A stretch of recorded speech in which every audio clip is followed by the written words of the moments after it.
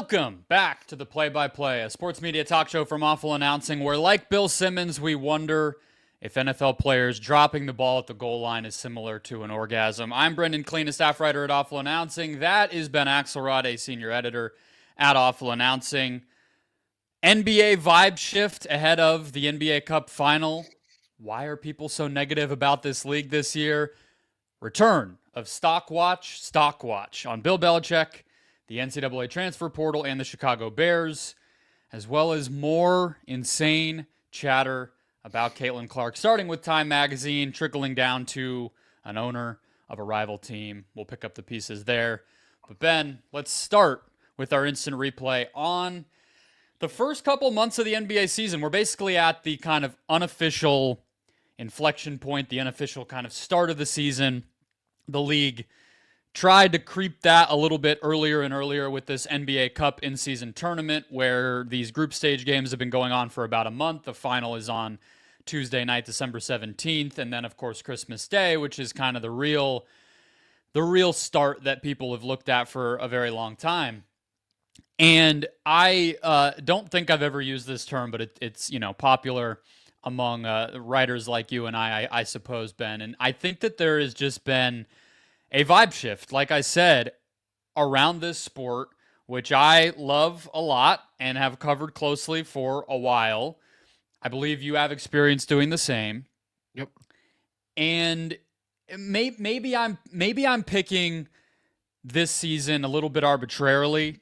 Maybe a lot of these trends have been going on for a while, but I'll just set the stage of my shift at Awful Announcing literally today on Tuesday, where for most of the show on the Pat McAfee show today, they were just laughing, just openly mocking how little anybody was going to care about this final, which, by the way, is broadcast on the same network that they are. Even as they're interviewing Shams Charania from Las Vegas for this event, they're saying, let's go ahead and remind everybody that this game is happening because nobody knows and nobody cares, blah, blah, blah. Typical Pat McAfee kind of, jokester stuff. And then Jason McIntyre on the herd basically at the same exact time in the same exact slot taking, they basically have a whole segment, him and Colin Cowherd, breaking down all the things that are wrong with the league. And Jason McIntyre takes a shot at TNT and inside the NBA. So I say all of that to just point out how negative and almost mocking the sports media world seems to be. We have some numbers and some ratings and things we can maybe talk about as we go through this conversation, but why is the conversation around the league so negative right now? And where did we go wrong? What's going on here?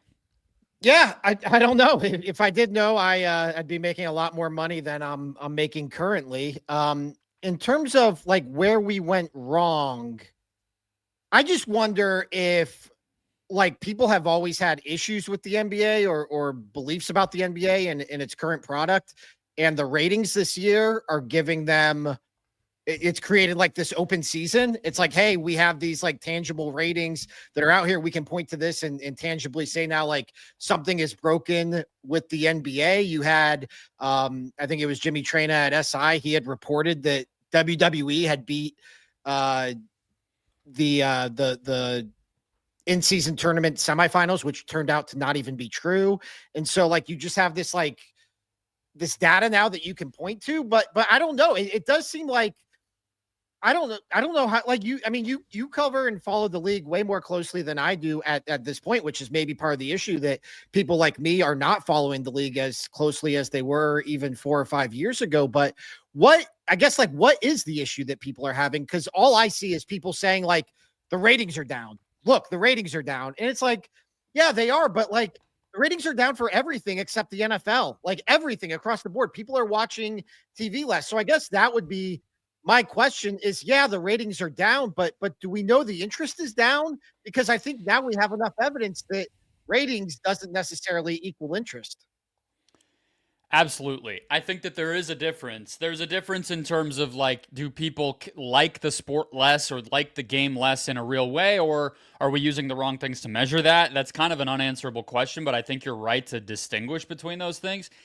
As far as like the viewership side of it though, and those types of things, like obviously that matters for the business of the sport and probably eventually could affect the popularity side of it, right? Like, even if maybe there's this generation of NBA fans who are still viewers and consumers of the NBA from a time where the viewership backed up that they were engaged. Maybe they still exist, but they just watch it on social media or YouTube or illegal streams or whatever the case might be, but they still are out there.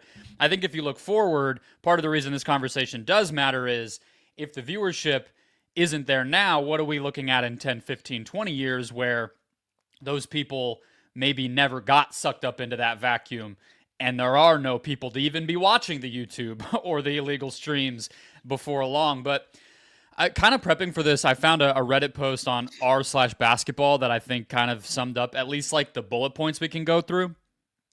And a lot of these we've written about at Awful Announcing, like Shaq talked about the 3-point barrage being a problem, and Nick Wright talked about the same thing kind of in the opening week and got a lot of attention. He also talked about load management. That conversation has been going on for a very long time before this year. But the one that honestly I come down on, which would kind of kill two birds with one stone, Ben, is the season just way too long. Mm-hmm. And not only does that make it a problem in terms of convincing people to watch and the importance of games and all the things that the NFL has, fully figured out here, but it also, I would hope, would cut down on this load management and injury side of things, which the league just cannot solve no matter how many award restrictions they put in place or punishments they try to hand down for various things. They just can't convince players and teams to put their stars out on the court as close to 100% of the time as possible. If there's fewer of them, you'd hope that gets solved. So that just what's so crazy about that one, though, is it just gets so quickly dismissed. Is it crazy to think that a sport could shorten its schedule in a world where basically that's never happened? Like, is it just impossible that we could get there? Well, I think that my issue with the league, or at least like my half-baked theory on where things are going wrong, is I don't even think it's that the regular season doesn't matter. It's this perception that the regular season doesn't matter. And I think that that's tied into there's too many games in the regular season. And so if Donovan Mitchell takes a night off, it's not the end all be all for the Cavs. Whereas before you had players, routinely playing 75, 80 games. I think that, I don't know why I just singled out Donovan Mitchell. He's actually like one of the more durable stars. I should have just singled out like, Kawhi Leonard or Joel Embiid. Anyways. And then you have, teams coasting through the regular season and activating this quote unquote switch come playoff time. And I can just, speaking from my own experience following the Cleveland Cavaliers, like that was a real thing, was these LeBron James teams would not care at all during the regular season. And then you would just know they were going to blow through the East come playoff time. And it always happened. And so, can we pick up on that thread? Because in the NFL, we just call that parity and we celebrate it. If there's like a feisty 9-8 team or 10-7 team that we kind of know maybe their QB missed a couple games or they were in a hard division and they are a wild card team that we think could make it, we're kind of hyped about that. And we don't say, oh, well, that means the regular season actually next year, let's not watch it because they lost 7 games, but they're actually pretty good. So screw it. Like, that part of it has always been a little strange to me, where the NBA is chasing this whole ideal of parity, and yet they kind of get there, and you see the Miami Heat in the finals 2 years ago, for instance, as well, and then it's like, screw it, we don't need to watch. Like, well, how do they win here? But I think the NFL, you don't necessarily get that parity. I mean, the NFL, by and large, the best teams typically win the Super Bowl. I mean, it's one of a few teams from a group of teams. I think it's pretty fascinating. The NBA, for most of my life was pretty dynasty driven. And now we're at this point where 6 straight single champions, like 5 straight single champions. Like we haven't had back-to-back champions since the Warriors in 2017, 2018. So do you think that, so I guess like the NFL has week to week parity, but not big picture parity, right? Right. Is that hurting the NBA, do you think? I think to a degree. I think that, I don't know how much, people like you and me, like we think the Oklahoma City Thunder are really cool. I mean, maybe you don't in Phoenix, but people tend to like the Oklahoma I City. love it. I love the new up and comers. That's the fun part of this. Yeah. Yeah. I agree. That's like, I've been in on this Thunder, rebuild for 2 or 3 years now, and it feels rewarding to see it pay off. But I also don't know, like, is that grabbing as many people as the big three Miami Heat did, or that the Warriors, mini dynasty did in the mid 2010s? I don't know. That's always been a big Colin Cowherd thing, right? Is like dynasties. And Yeah. I've never found a way to quantify that, like, Well, year in and year out. viewership during those Warriors years was really high, even though it was like Warriors Cavs every year, and people might have gotten a little bit tired of that. And the last season of that was a bad, 4-game sweep with LeBron screaming at J.R. Smith and then everything going downhill from there. But it's also hard to use that and lift that up because that was also right before COVID and right before all these viewership changes that we're seeing everywhere really started to take effect when we all spent 2 years in our freaking houses. So it's like, was that just the last kind of hurrah of this sport being popular for all the reasons it was always popular, or was there something about Golden State being that dynasty that really did it for people? I guess we don't know that, but yeah. And look, in terms of viewership, I think that we should get to some of that, right? Because the NBA Cup, you mentioned like the WWE versus the semifinal kind of debate here, but in general, those games drew fewer than 2 million viewers. I mean, that is abominable. And however, I'll just say that mirrors like national TV for the past few seasons in the NBA, right? Right. But the group stage was up. Some of those are national, some of those are local. Local ratings were up 8% last season overall, as more and more of these teams go to like free television. Attendance, which I checked on before we started recording, record high last season. And some of that gets juiced because, we know how that all works. But it's not like this, like you mentioned at the very beginning. There are also numbers that tell us, not just the black box of the internet, but like there's numbers that tell us the sport's in a good spot in other ways, maybe just not those press releases that ESPN and TNT send out. But we're also talking, Ben, on a week right before Christmas Day gets absolutely stolen out from under their grasp by the NFL. And I thought Bomani Jones had an interesting take on this, which is that was kind of that was the marquee thing the NBA had. Even if you don't care about like the viewership that day or some of the business side of it, that was just like a thing that they were associated with. And I feel like there's fewer and fewer of those. That kind of goes in with the conversation of the regular season just feeling like the doldrums that you're waiting until April when you'll really care. Not even having Christmas now, and this NBA Cup seemingly not really sticking with people yet. It's like they don't have that thing. And I think that just kind of adds to the vibe of like, what's really going on? What do I cling to? What matters? What do I care about if I'm a fan, even if I like the sport? Well, I'm just like, as we talk this out, I'm just coming up with like half-baked theories. So let me throw another one at you.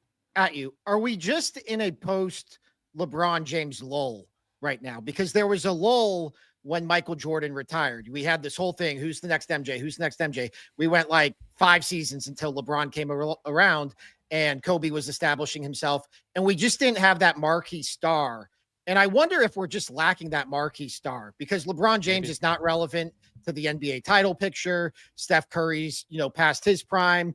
I look at a guy like, you'd probably point to like Anthony Edwards, but maybe Anthony Edwards is just Vince Carter. Like maybe he resonates with diehard NBA fans, but he's not resonating with the general public. And just looking at this from a pro wrestling perspective, like pro wrestling is a star-driven industry. And I just wonder, even though, again, people like you and I can look at Nikola Jokic and Giannis and think of them as big stars, I don't know if they're crossing over the same way LeBron James and Kobe did. So I just wonder if we're at a point now where we're just missing that guy to carry the torch from LeBron now that LeBron's kind of faded out of national relevancy.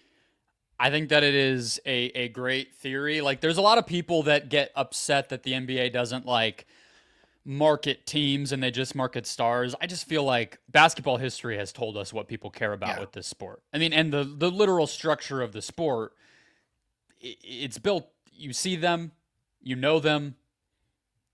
Only one person has the ball on a lot of possession. Like, I mean, that is what it is. I think that leaning more into the stars is what they should do. And maybe you're right that they just don't have those guys yet. Like we talked about with the dynasty conversation, a lot of the teams that had those dynasties or players that had those dynasties are still the ones that rate the best. Curry, Yeah. LeBron, KD. We haven't found the replacements for those guys and their teams in terms of popularity yet. And it like kind of goes into the parity conversation, right? Where are you able to have stars break through like that if every year Nikola Jokic got eliminated in the second round. He's in the finals. Okay, he has his moment. How do we like that was the big conversation in 2023. How do you market Jokic? He's a weird personality. He's quiet. He's foreign. But here he is. Like, let's do this. And then he's gone. And then he underperforms. And now his co-pilot in Denver is hurt, and they're in a weird season. And it's just kind of like the churn of all of this stuff maybe is limiting in some way of building that up in the right ways that might have it be front of mind for more people. It's also this next generation of stars. I don't, a lot of people point to the players, us having more foreign stars, which I've never really bought as an excuse, because I think a guy like Luka has largely resonated with the general public. But I also think that along with that has come a lot of these quote unquote unicorns.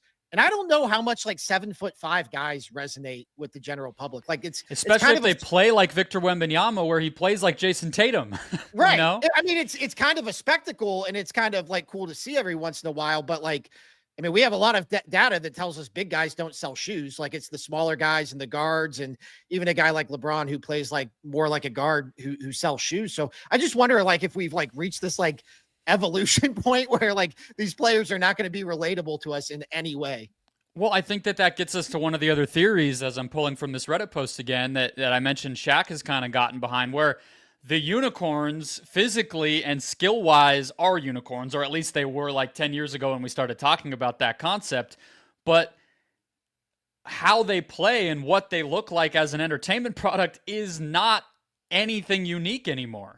So all the unicorns play exactly like everybody else, and they all play like each other. So it stops even mattering outside of the fact that you can like gawk at how long Wembanyama's arms are.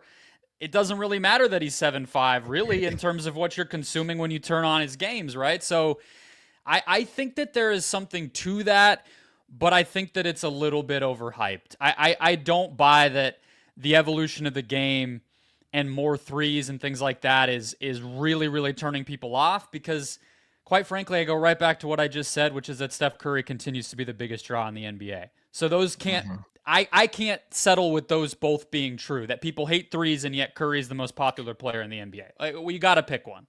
Yeah, the three thing has always felt like a crutch to me. I've never understood this idea that like this style of play, which actually like I think a lot of people find like enjoyable. Like I understand, like, yeah, you can pull up some box scores and cherry pick some numbers and be like, what are we doing here? But I also think that like a lot of people, like the Warriors, everyone's like, oh my God, this beautiful brand of basketball. Like this brand of basketball is so perfect. We have to blow up the CBA so that, we don't have a cap spike and Kevin Durant joins the Warriors because they've perfected basketball. So I've never bought the three thing. I kind of lean toward my half-baked star power idea right now. I just don't know if we have a star that resonates with the general public.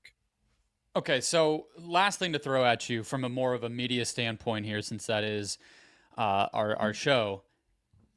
Back to what Jason McIntyre said, and this is kind of a popular take in NBA nerd circles. I think Jason McIntyre is a terrible messenger to give this particular take, but just this idea, he said that inside the NBA has done more to damage the NBA than anything in the last decade, and them coming in and shitting all over the teams. Like, he referenced Barkley saying that the Houston Rockets, after an NBA Cup game that the league is trying very hard to market, he says they don't know how to play basketball after they lose by.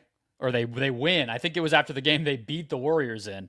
That it doesn't do a lot to help things. I don't really buy that, because I think average fans actually love that show. Maybe you could make a case that there could be a little more diversity of thought, and if all three of the panelists didn't all agree that the sport was in a worse place, that might be nice. But I think in general he has a point that NBA media is much, much different than other sports media, where there is far less celebration of these stars and of the game than you see in other places. I don't know how to sell deep dive content and analysis. I think the NFL has the benefit of they could probably put anything on TV and people will watch it. For sure. So I don't know how useful of a comp it is to say, well, Dan Orlovsky works. It's like, well, people love football. I don't know if, but I watch Monday Night Countdown. Show is way different than NBA Countdown on ESPN, just to pick one example. So how do you mean? There's just more football talk. Maybe it's as simple as Stephen A. Smith is on one of them and not on the other. I mean, Michael Wilbon is on one of them and not on the other. Maybe it's a personnel issue. And I did want to ask you, I guess like that might just be the best question. If you're NBC and Amazon, do you care about trying to be a solution to this as you take over NBA rights in about a year? What do you do to try to maybe change some of this stuff so that vibe shift maybe slips back toward a more positive place around the sport that you're paying billions and billions of dollars to try to uplift and turn around, I guess?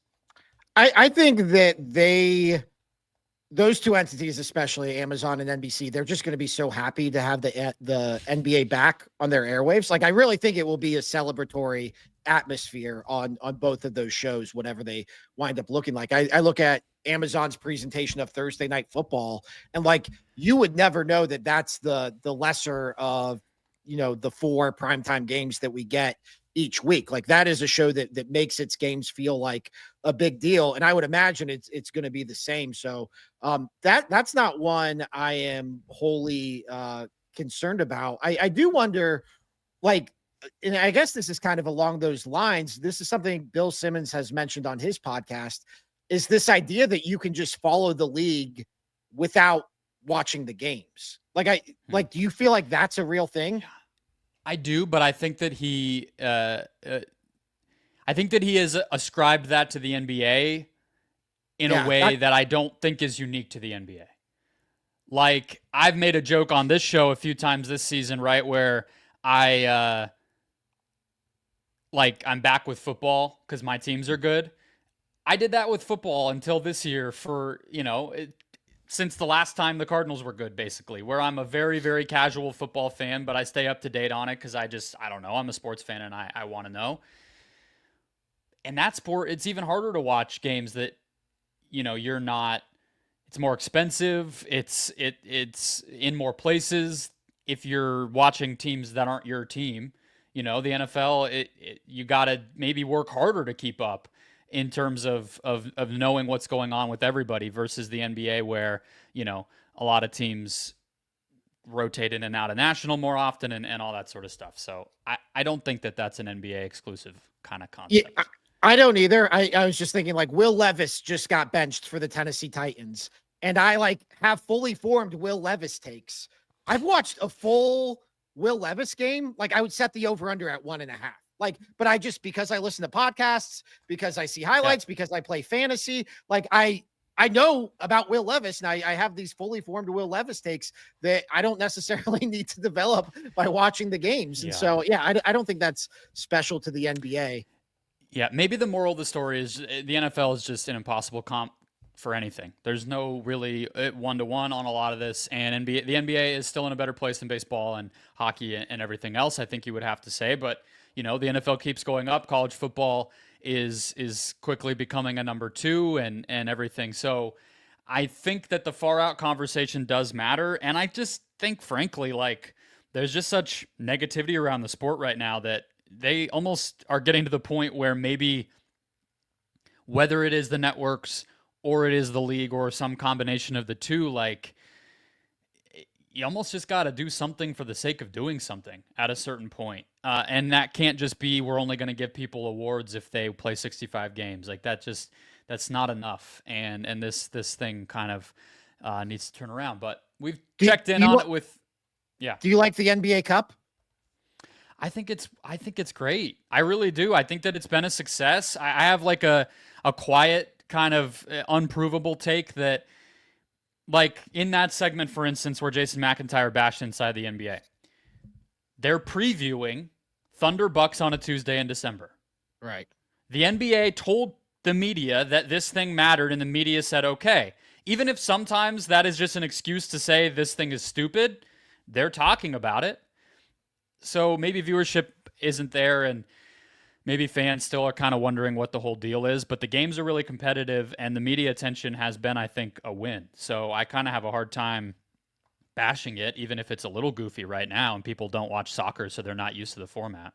Yeah. And maybe that's, me following soccer too. I never had any issue with it. Yeah. I just think like, yeah, by the time you will have heard this, like I will have watched the game, and I don't know if I would have gone out of my way to watch Bucks Thunder, which is a pretty good matchup in December otherwise. So that's it's been a showcase for, the Pacers last year, the Rockets this year. They've gotten a good mix, I think, of established like Giannis and LeBron, plus up-and-comers that maybe most people don't know about. So I think that's what they wanted, and that worked too.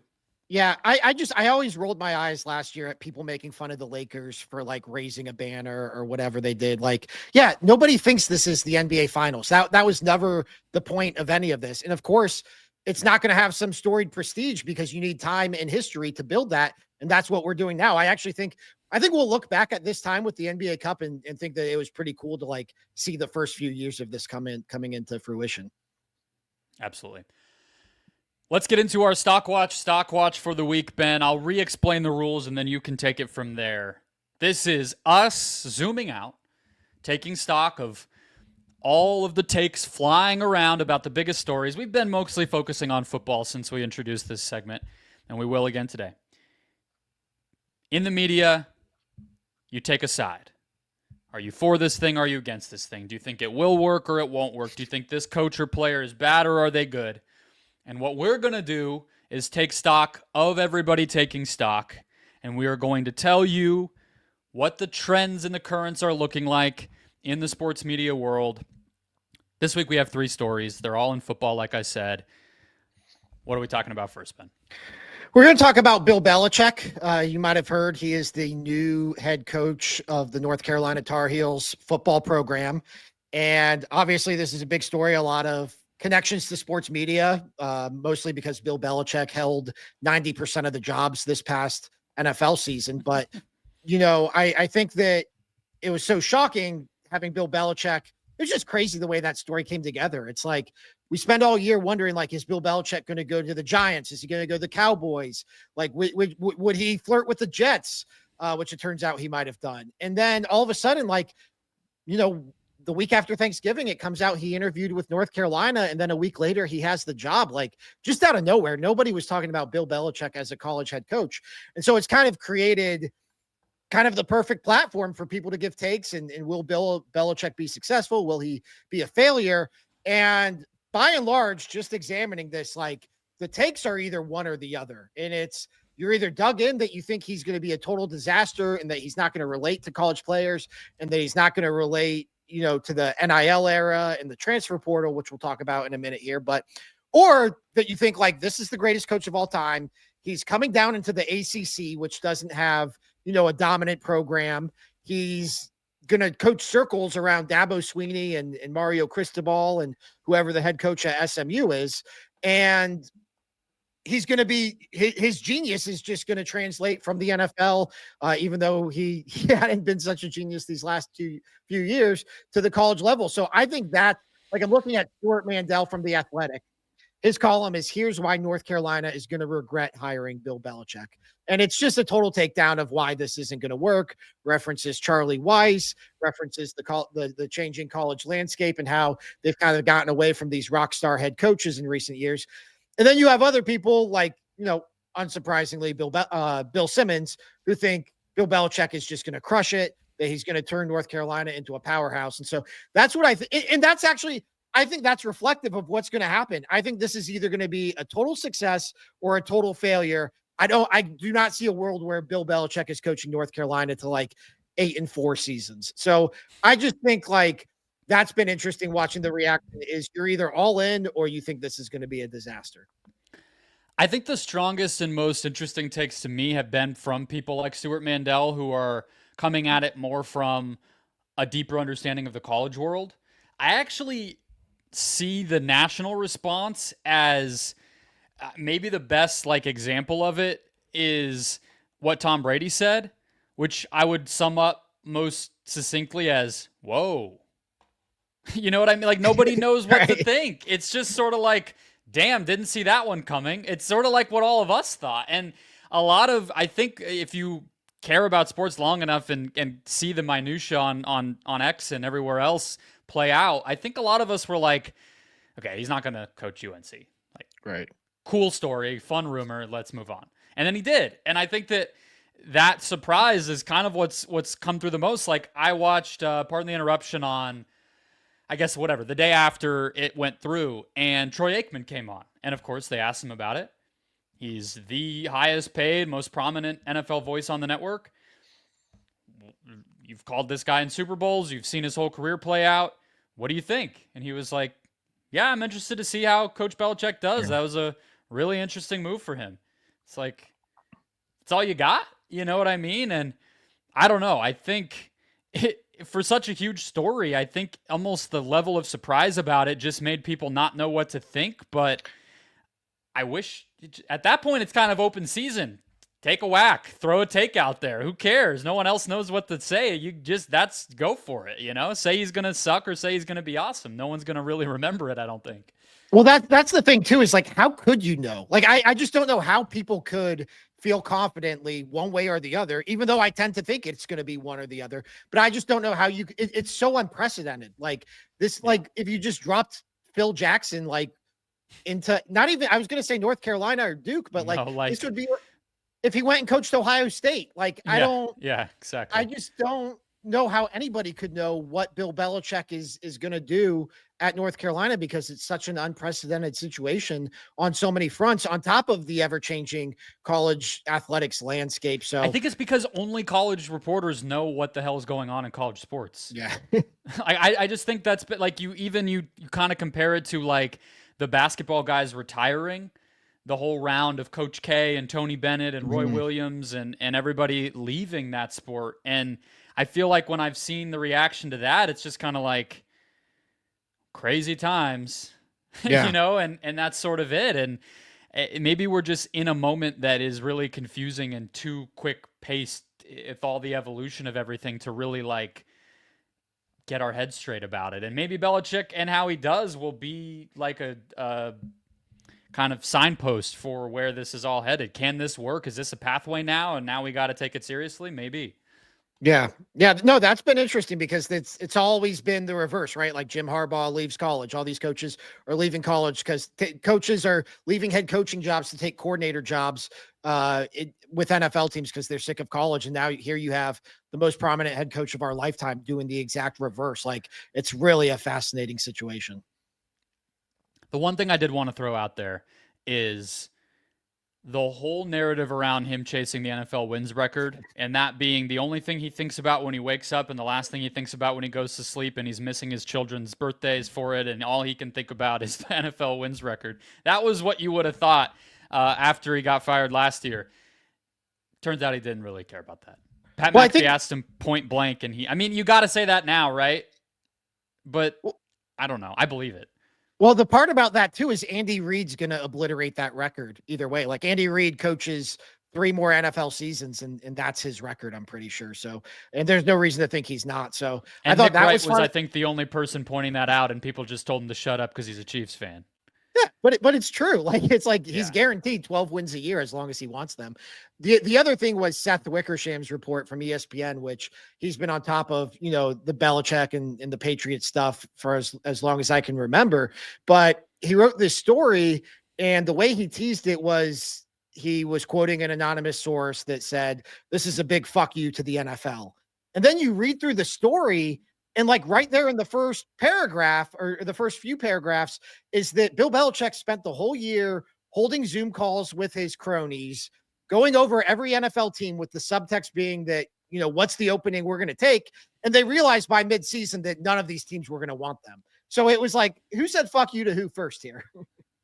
By the way, shout out to Mike Vrabel for escaping the Belichick crony label. He just isn't associated with any of that, and he gets to be like basically take the jobs that Belichick might have taken from him. And He's right there. But yeah, I thought that the Wickersham piece was obviously like the definitive thing. I think we all kind of knew like when is this thing dropping the minute that Belichick got that job, and I think that there is a little bit of praise and pro Belichick angle to that piece and to Wickersham's reporting and closeness to the Patriots dynasty all these years. But I think that was also kind of underlying a lot of the conversation too, Ben, was no one really wanted to spell out how big of an embarrassment this was. And so maybe that was like the take to have, actually, was like, this guy couldn't even get a job, and that's pretty embarrassing, but no one really wanted to disrespect him that much to say that. Yeah, and it's interesting because like you would not think Bill Belichick hates the media. Like that's his whole thing is he hates the media. Yeah. So like I'm surprised there's not just one guy being a dick about all of this. Because there's no actual media anymore. It's all players, right. So they all respect him. That's a good point. I'll jump to mine. We talked about the Bears in the first round of Stock Watch, and the basically definitive, no questions asked, swift firing, started by the media, ended by Bears management of Matt Eberflus. And almost immediately after that, Mike Florio at Pro Football Talk wrote, well, he actually threw it out on radio, I think, on Chicago radio, this idea of trading for Kyle Shanahan. And it kind of just peak Mike Florio nonsense. Just like, where did this come from? Do you actually have sources here, or are you just kind of messing around, or somewhere in between? It's always fun to try to diagnose that when it comes to Mike Florio. And what I thought was fascinating, and I wrote about it a couple weeks back when it happened, was it got picked up immediately. And I don't know if that's because it's just fun to think about, but this is something that hasn't happened in 2+ decades in the league. Like, it's just not. And there's also no real reporting yet that Kyle Shanahan would leave San Francisco. They're just kind of having an uneven season, but he's not even really on the hot seat. It was just pure imagination. And yet, obviously, Chicago media ran with it once he gave it to them. But the Athletics Bears beat reporter covered it as a real idea in his immediate reaction. Colin Cowherd picked it up and did a whole segment about it. Shanahan got asked about it. And it was kind of off to the races from there, leading up to Troy Aikman on Monday Night Football weighing in as the Bears get bludgeoned by Minnesota and there's nothing to talk about. And he says there has been discussion about, do you give up some picks and see if you can maybe make a deal for a guy like Kyle Shanahan? I would be all in on that because he could develop a quarterback and is a hell of a head coach. I mean, duh, that part's not in question. Like, Troy Aikman is echoing what we would all do there, but there has not really been discussion about it. It just kind of got made up. It wasn't Mike Florio saying, I've heard the Bears have called. It was just Mike Florio saying, that'd be cool. That'd be pretty crazy. Let's think about it. Let's do a segment about it, basically. He's just being a content producer at that point, and yet it made it all the way up to Monday Night Football on national television and is basically just part of the discourse about this Bears head coaching search and, honestly, the 49ers' future as well. This is crazy. It's not every day we just get a purely crafted thing like this that really picks up. Well, the art of it, too, is that, I mean, the idea, you're right, because this hasn't happened in forever, as fun as it is to talk about, but like teams do not trade for head coaches. But the art of this take is that he didn't say they were going to do this for Zach Taylor with the Cincinnati Bengals, who like might make sense. Like the Bengals might be at a point here where it's time to try a new head coach and maybe they trade Zach Taylor. He did it with Kyle Shanahan, who's like an established top line NFL head coach of one of the NFL's, premier franchises, a team with a national fan base. Like, he didn't just throw out this, like, this would not have worked if he would have said Kevin Stefanski. It would only work with a handful of coaches, and one of them was Kyle Shanahan, which, again, I think Bill Simmons threw it out there too, just in terms of like, does San Francisco look to move on? It's like, is this just like the sports ecosystem we live in? Like one bad NFL year, which hasn't even been like disastrous other than the 49ers not living up to their own Super Bowl expectations. Like one year and it's time for the 49ers to move on from Kyle Shanahan. It's the NFL between Thanksgiving and Christmas. We needed something, right? Like, I think, honestly, the other one that would have really worked would be Mike Tomlin. And you know what it kind of reminded me of is for both Tomlin, who I just mentioned, and Sean McVay, when media reporters or people who put a media reporter hat on for a week or two will just say, keep an eye on them for game analyst job. And you're just like, what? Like, was the Sean McVay almost retired after the Super Bowl thing? Was that even real? Did we ever get any closure that that was something that he actually was close to doing? Or did he say the wrong thing to Peter Schrager one time and it just got out of hand? Like, I don't even know if that's true, but it became Amazon might hire him. Watch out. It feels a lot like this. I almost did that with Blake Griffin when he retired from the NBA. I was like, I'm going to write something about like how Blake Griffin's like the next great NBA media star. Like this is the heir apparent to Barkley. Well, at least he actually retired. You didn't write about it when he was 29 or something. That's fair. But it got lost in the shuffle. And now like Blake Griffin's starting to emerge for, it looks like Amazon or NBC. Yeah. And now it's like, damn, I should have written that. I would have looked so smart. You would have been on top of it. But yeah, it's funny how stuff like this can develop, and Mike Florio is the king of it. So I guess, he's just back on his bullshit in a very good way. But what do you got for us to close this out? Yeah, well, you mentioned like the week between Thanksgiving and Christmas, or the month between Thanksgiving and Christmas. And I'm starting to wonder if we're just going to do this with college football every year too, where the regular season ends, they select the teams for the playoff, the bowl games, all that. And then you have all the first it was the players opting out of the bowl games. Now you just have players straight up leaving their programs to enter the transfer portal. You have head coaches leaving, which you've always had. But I think it's the transfer portal stuff that really seems to be bothering people, especially when you do have, which like Penn State is about to play in a playoff game and their backup quarterback just up and left. And it's like, this is the timing of all of this. So it is crazy, but I don't like, it feels like it's almost being, I don't want to say overcovered because it is a big deal, but like everyone's just kind of saying the same thing. Like everyone's just like, this sucks. This is stupid. This calendar makes no sense. And then we're all going to like be pumped about the games this weekend. Like, and so I'm not saying like the two things can't coexist, but I do think the way people talk about college football in the offseason is that this sport is broken, when like, as long as we're still enjoying the games and as long as like people are still pumped about the games, like I don't know how you could say the sport is broken. And so I'm going to pull up this tweet from Chris Lowe from ESPN.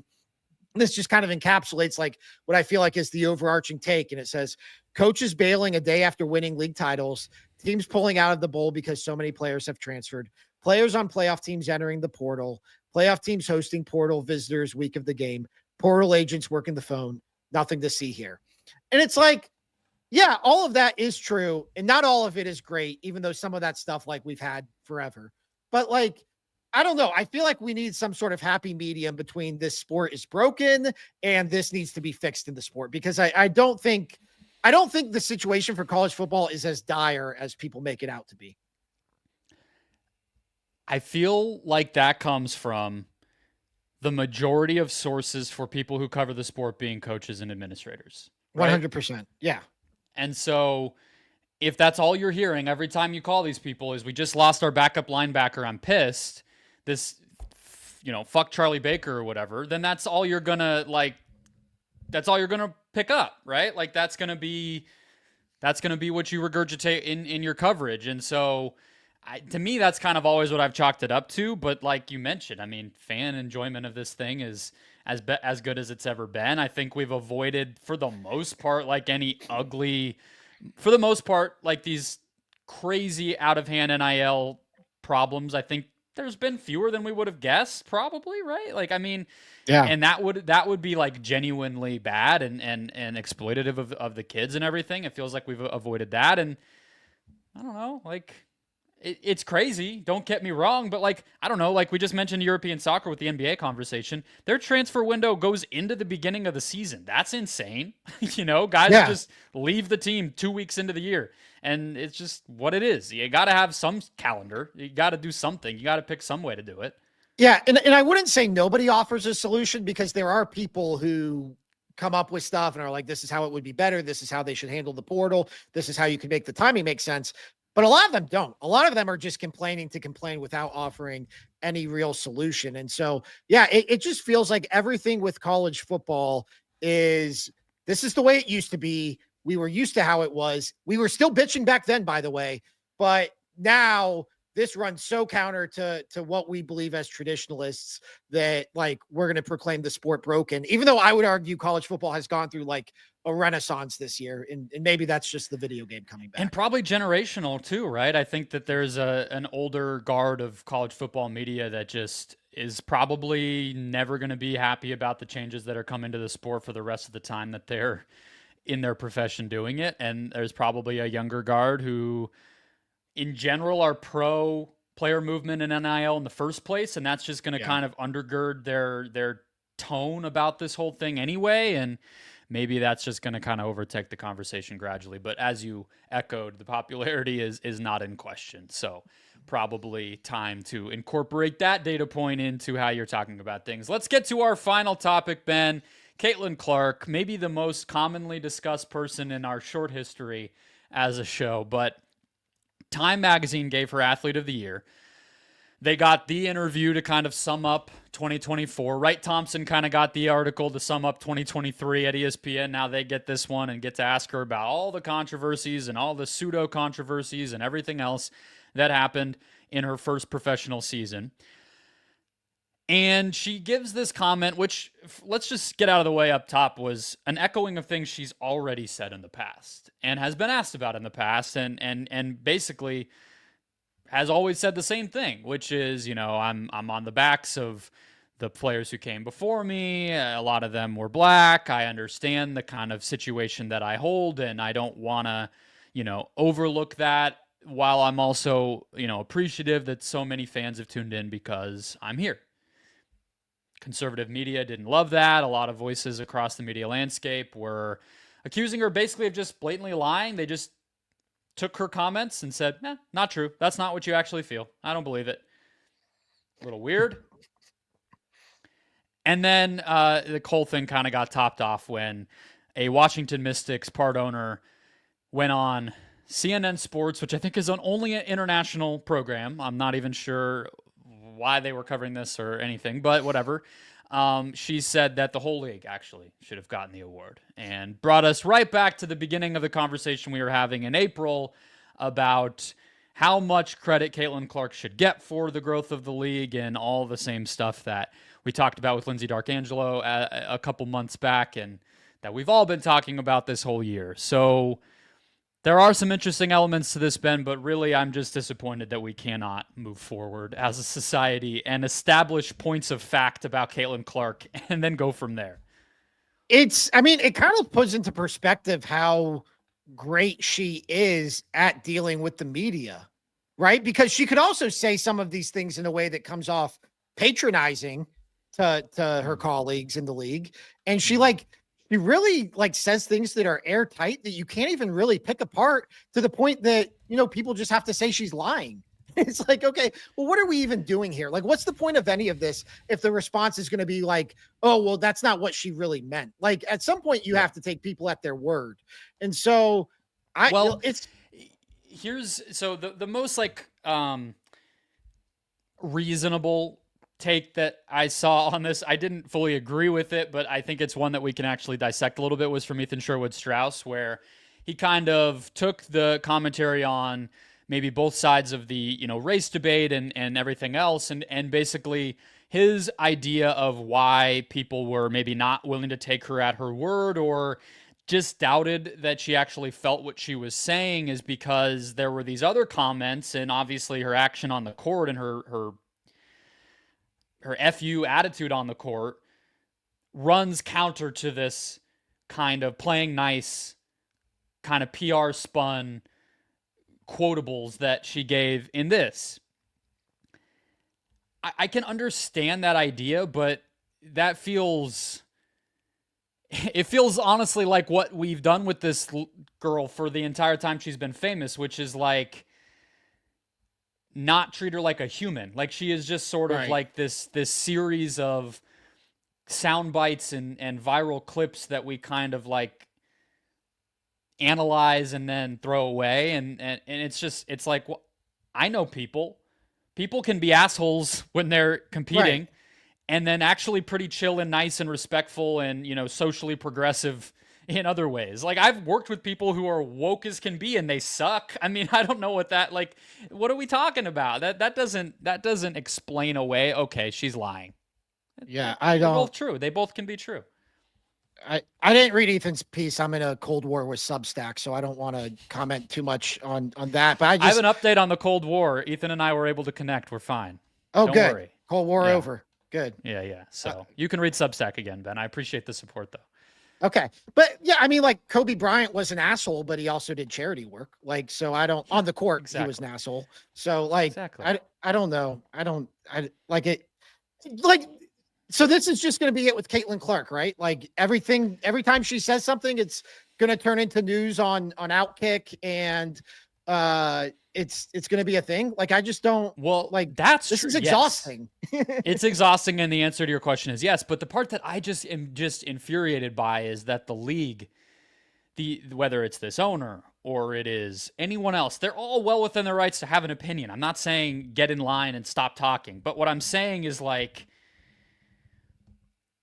have some mindfulness that you're entering an arena that's more heated than you realize it is, right? Like, in the same way we say Caitlyn is going to be co-opted, everything she says, and liking Taylor Swift endorsement of Kamala or whatever. When Asia Wilson says this whole thing is about race and she's more popular than me because she's white, that's going to be co-opted. When an owner says, let's all give participation trophies for Time Athlete of the Year, people are going to laugh at you and decide that that's what the whole league thinks. You got to be aware, even if you feel something, you're allowed to say it, but it's going to be used against you. And it feels like Caitlyn maybe has that figured out because she's the center of it more than a lot of these other people do. And that's the part.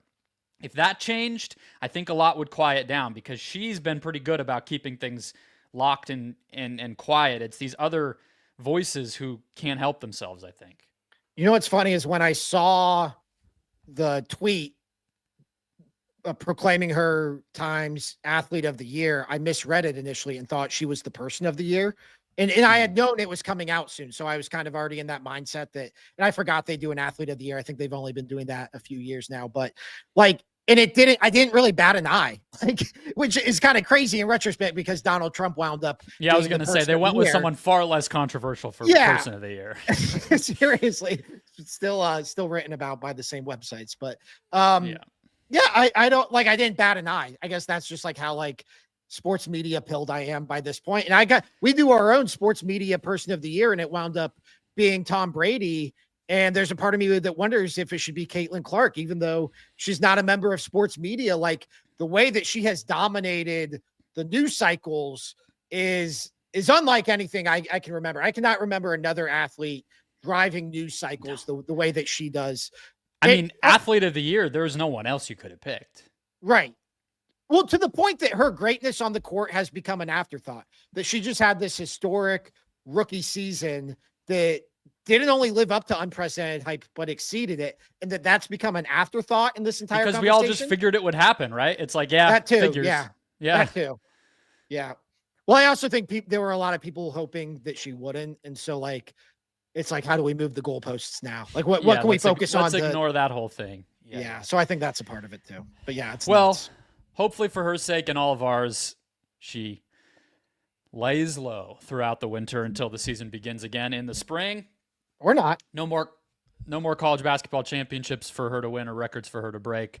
And their season doesn't start until May. So maybe for the next 5 months of our show here, we will not have to talk in circles about Caitlin Clark. But let's wrap up with our hot mics where Ben and I each bring something that caught our eye, that excited us, that depressed us, that we just want to talk about each week. I will start us off here, Ben. I'm writing a profile of Dave Pasch. It's not up as of when we're talking, but I was able to go shadow him on the radio broadcast for the Cardinals this week, which was pretty cool. I've been around radio broadcasts a time or two already, but you know the NFL is kind of a whole other level of this whole thing, and that was cool to peek behind the curtain on. And really just at first when I thought about writing about him, I'm like, frankly, all respect, is there enough interesting here to talk about? I don't know.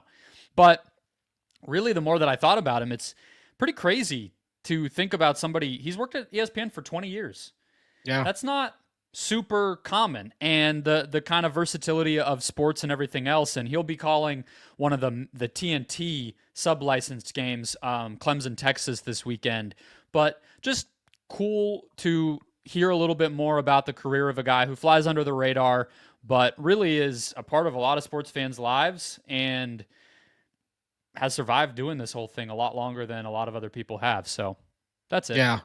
No, I find that versatility like just insane. Like to not only like if you call games for a team, that's one thing. Like you kind of follow the ins and outs of that team's season, and you can kind of, even though like even for an NFL team, like it's like you spend 1 week getting to know every single little detail about their upcoming opponent, and then you kind of flush it all away. But the guys who do that and bounce back and forth between different leagues and different sports, that to me is just like another level of mind-blowing preparation and expertise that like I would never be able to fathom. Yeah, the first week I interviewed him, he was calling a Suns game in Phoenix. He had a college football game also in Phoenix, luckily from a travel standpoint, on Saturday, and then he had a Cardinals game on Sunday.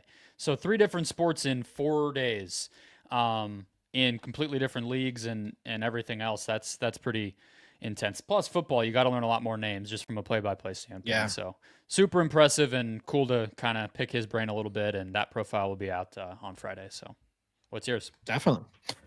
Mine is Aaron Rodgers Enigma, the Netflix docuseries on Aaron Rodgers. I watched it this morning when it came out, Tuesday morning. I reviewed it for Awful Announcing and went in with the lowest of expectations, both in terms of Aaron Rodgers being annoying and the current state of sports documentaries. And I was pleasantly surprised, at least for the first 2 episodes. I found them entertaining. I thought the first one, really, I think I might have chosen Ian O'Connor's Aaron Rodgers biography for one of our first hot mics. And like, I just thought for as much as we talk about him, he has been a starting quarterback in the NFL now for more than 20 years. And so anybody like that, especially somebody like him, who's been a central figure in the league since he got drafted, like there's always a lot of fun nostalgia to go back on and to look at from the late 2000s and 2010s that we forget about amid this Jet season. And so that was the first Including episode. Those 2 playoff losses to the Cardinals, right? That's right. Yeah. Those pesky Cardinals. Very good memories. Very good memories. Yeah. But, and then the second episode is largely about him doing ayahuasca, and it's, they accompany him on an ayahuasca retreat in Costa Rica, I think it was. And like, there's nothing to it. Like he's literally playing bongos, and it's like kind of just like cliche, but the idea that we're watching this like NFL future Hall of Fame quarterback, like kind of just zonked out of his mind, going through whatever he's going through at that point, is like, that's pretty crazy access. And so like for all its faults, and there are a lot of faults in it, and it definitely, is Aaron Rodgers' perspective on Aaron Rodgers, which he's not afraid to get into the more controversial sides of himself. I mean, they go into the Sandy Hook stuff. They go into obviously the COVID stuff, and he plays the victim. Like they talked a little bit about the family situation kind of fallout, right? Yeah, they talk about that, which actually, so for me, because I read the book, which they go into a little more detailed on, that kind of didn't hit for me. But if you haven't read the book, which I'm guessing most people haven't, like they do touch on like his perspective on his beef with his family and why they had the falling out that they had. I actually thought they could have spent a little bit more time on that. But yeah, I mean, they don't shy away from it. So when this was first announced, my fear was, one, they framed it as like, it's about him recovering from his torn Achilles. And so I don't know if they went in there with that idea, and then the fact that he didn't pull off the miraculous recovery to play last season, if that kind of adjusted their plans. But it was very little on the injury, which was fine by me. I do not care, to watch slow motion videos. A lot of guys have torn their Achilles. I mean, yeah, glad he's healthy, but yeah. Right. And so that, and the fact that it was NFL Films. And so I thought like, okay, this is going to be the PG version of Aaron Rodgers. And to both those ends, I was pleasantly surprised. I will say by the 3rd episode, you're just sick of spending time with Aaron Rodgers. Like it's kind of just Aaron Rodgers at his most annoying, playing victim about the COVID stuff, playing victim about his breakup with the Packers, totally going unchecked. By that point, it just feels like it's too much time with Aaron Rodgers. I thought they could have nailed this thing in 2 episodes, but I thought by and large, like if you're an NFL fan, if you're at all mildly intrigued, like I at least would not go into this thinking like with the worst expectations. I think it was a fairly enjoyable watch. So yeah, I I'm not sure I would recommend it, but like not that bad. But you wouldn't not recommend it. Right, exactly. Even at 3 episodes, that is much more succinct than a lot of these things yeah. that we get, right? So like I was more interested in hearing about it once I knew. The Christian Pulisic documentary that just came out on Paramount Plus, which is about a far less interesting person by like exponentially, 9 parts. Oh my God.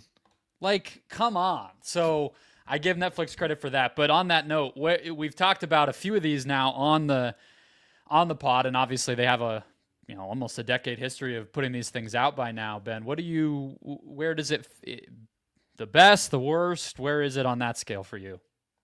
I mean, it's not the best. It's but I don't even know what you consider the best. Like at this point, like these sports documentaries have gotten so. Maybe some of the first Untolds, or I thought Mr. McMahon was really good. Personally, Mr. McMahon would be on the higher end of my quarterback. Scale. People liked quarterback. Yeah, people liked quarterback. Quarterback was good. I'd have it in the middle. I'll cop out there. I'd put it in the middle. I definitely didn't think it was bad. I mean, there are some I have flatly turned off, which I couldn't do since I was reviewing this one. This one, like I found myself enjoying watching it, which I thought it was going to be a chore to get through, to be honest. We'll tease our next episode, which I think we'll be talking about the Awfulies here, which this was one of the questions on best sports doc of 2024. What did you have? I had Mr. McMahon. I did too. Yeah. There wasn't really a great 30 for 30 or anything like that this year, or any sort of big project elsewhere. So it felt like an easy vote to me. But maybe that's what we have to consider the top end of the spectrum for Netflix. And it sounds like Enigma didn't quite reach that, but I might watch it. I might check out the first 2 episodes. I guess at this point. Episodes. Watching him on ayahuasca in episode 2 is worth it, I would say. Yeah, not to be too much of a narc, but pretty risky endeavor to come show a bunch of people as well. I don't know. I don't know how that stuff works, but I was that sounds cool. All right, that'll wrap us up. We are everywhere for you on social media, X, Instagram, TikTok, and beyond. We're also at awfulannouncing.com, pumping out content on this whole wide world every single hour, minute sometimes. We're also right here for you in podcast form every single Wednesday. So check us out if you haven't already. Hit follow or subscribe wherever you're finding us, and we'll catch you next week.